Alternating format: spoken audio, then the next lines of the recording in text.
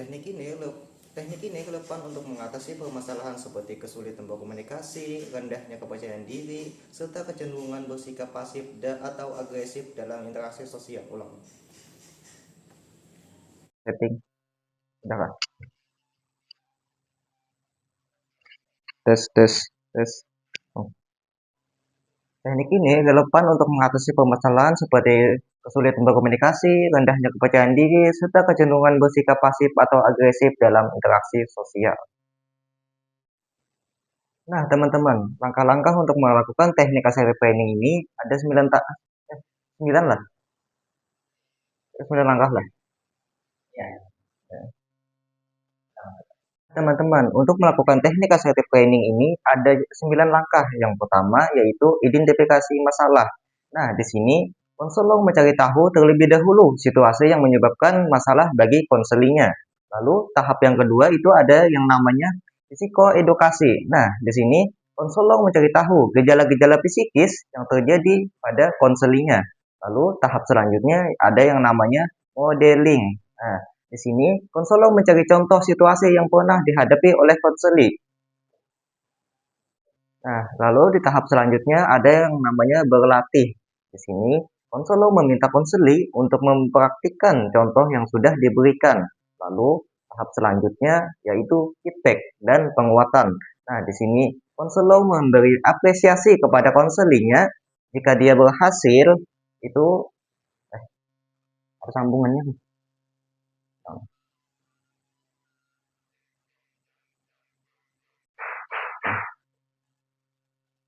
Lalu di tahap selanjutnya yang ada namanya Lalu di tahap selanjutnya ada yang namanya feedback dan penguatan. Nah, di sini konselor memberikan apresiasi kepada konseli jika dia berhasil melakukan teknik ini. Dan jika dia tidak berhasil, konselor tidak boleh membandingkan konseli dengan orang lain.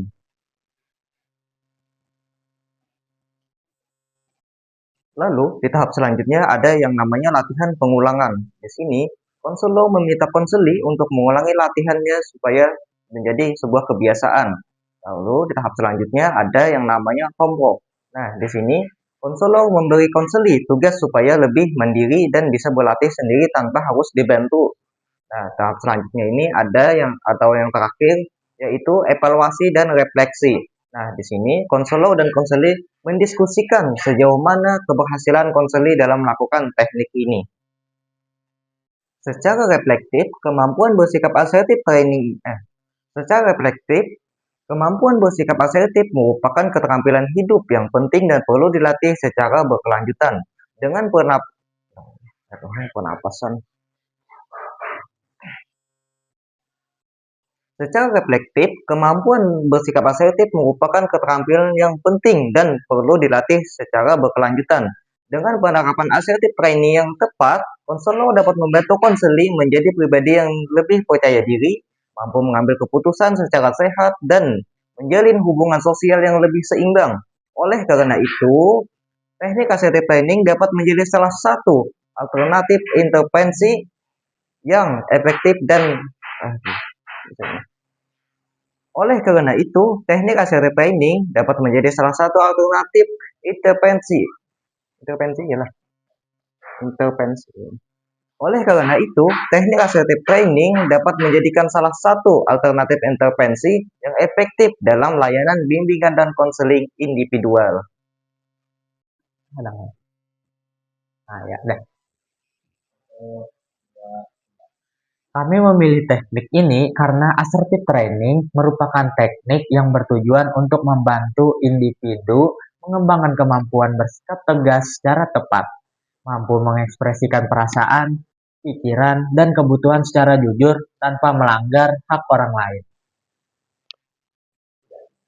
Tujuan penerapan teknik ini adalah untuk membantu siswa atau konseli menjadi lebih berani dan mengembangkan kemampuan komunikasi secara asertif dalam mengekspresikan dirinya secara tegas, jujur, dan tepat tanpa melanggar hak orang lain. Melalui penerapan teknik ini,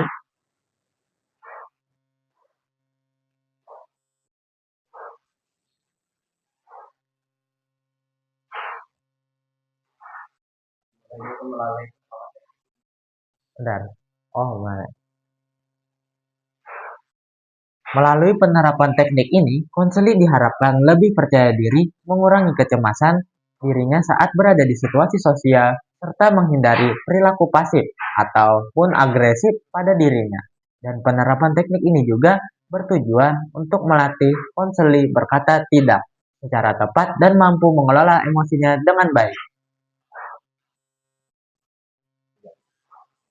Nah, dari pembahasan dan contoh kasus yang telah disampaikan, dapat disimpulkan bahwa assertive training sangat relevan diterapkan pada konseli yang mengalami kesulitan dalam berkomunikasi, cenderung pasif, mudah tertekan, atau justru bersikap agresif karena emosi yang terpendam. Teknik ini tidak hanya berfokus pada perubahan perilaku,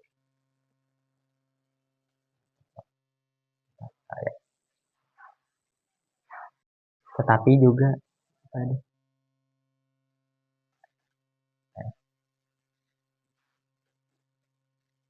juga membantu konseling memahami hak dirinya serta menghargai hak orang lain dalam interaksi sosial.